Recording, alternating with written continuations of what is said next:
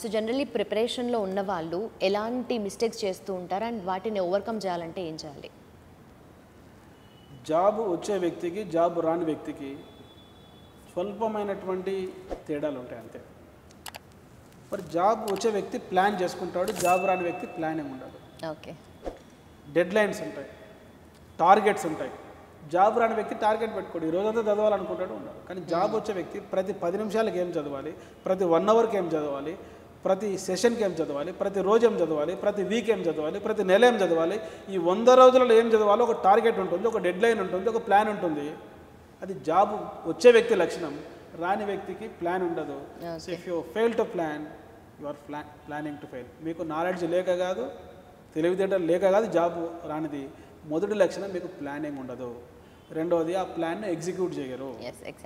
Socio activities అనమాట. బంధువులు వచ్చారు, స్నేహితులు వచ్చారు, సోషల్ మీడియా ఉంది, సినిమాకి పోవాలి, సీరియల్ చూడాలి, ఓకే, ఎగ్జిక్యూట్ చేయరు. ప్లాన్ చేసుకున్నంత మాత్రాన మీకు ఉద్యోగం రాదు. ఆ ప్లాన్ యాజ్ ఇట్ ఈస్గా ఎగ్జిక్యూట్ చేయాలి.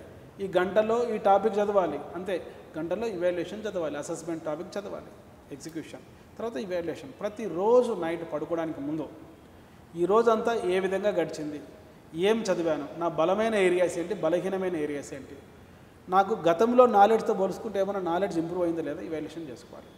కానీ జాబ్ రాని వ్యక్తి ఏంటంటే ఈ ప్లానింగ్ ఉండదు, ఎగ్జిక్యూషన్ ఉండదు, ఇవాల్యుయేషన్ ఉండదు.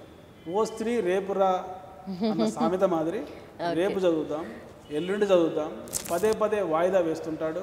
ప్రోకాస్టినేషన్ అనేటువంటిది ఒక లక్షణంగా ఉంటుంది. కానీ జాబు వచ్చే వ్యక్తి నిలకడగా ప్రతిరోజు రేపే పరీక్ష జరుగుతుందన్నటువంటి అచీవ్మెంట్ మోటివేషన్తో చదువుతారు అంతే. కనుక ఇవి తర్వాత చాలా ఇంపార్టెంట్. సమయ పాలన, టైం మేనేజ్మెంట్. జాబ్ వచ్చే వ్యక్తి చాలా వాల్యుబుల్.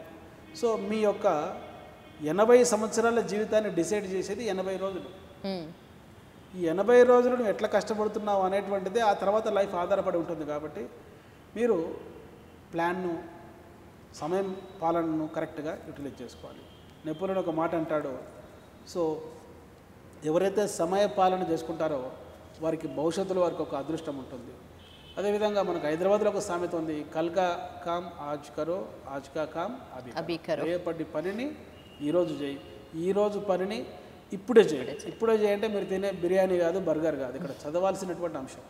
డియర్ ఫ్రెండ్స్, గుర్తుపెట్టుకోండి, జాబు రాకపోవడానికి గల కారణాలలో మరొక కారణం మీ ఎమోషన్స్. ఎంతో తెలివైన విద్యార్థులు కూడా పరీక్షలకు ప్రిపేర్ అయ్యేటప్పుడు, పరీక్షకు ముందు రోజు రాత్రి, పరీక్షకు ముందు గంట, పరీక్ష రాస్తున్నప్పుడు కోపం వల్ల, భయం వల్ల, ఫ్రస్ట్రేషన్ వల్ల, స్ట్రెస్ వల్ల, యాంగ్జైటీ వల్ల, టెన్షన్ వల్ల అటెన్షన్ లేకుండా జాబ్ పోతుంది. అందుకే డానియల్ గోల్మెన్ ఒక మాట అంటాడు, emotional intelligence why it can matter more than IQ.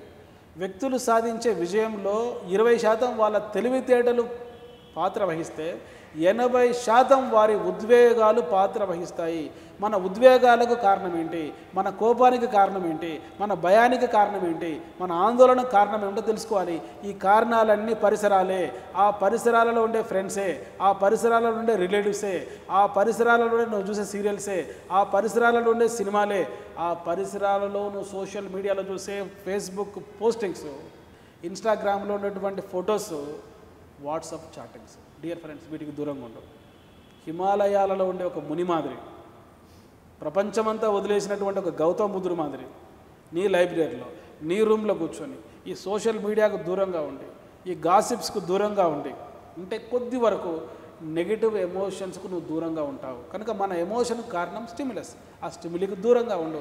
సాధ్యమంత వరకు యోగా చేసుకుంటూ, మెడిటేషన్ చేసుకుంటూ, ఫిజికల్ ఎక్సర్సైజ్ చేసుకుంటూ, ఎప్పుడైనా సెల్ఫ్ కాన్ఫిడెన్స్ తక్కువ ఉన్నప్పుడు ఇట్లాంటి సాక్షి వీడియోలు చూస్తూ ప్రిపేర్ అయితే నీకు టీచర్ జాబ్ తప్పనిసరిగా వస్తుంది, నీ ఫ్యూచర్ మారుతుంది.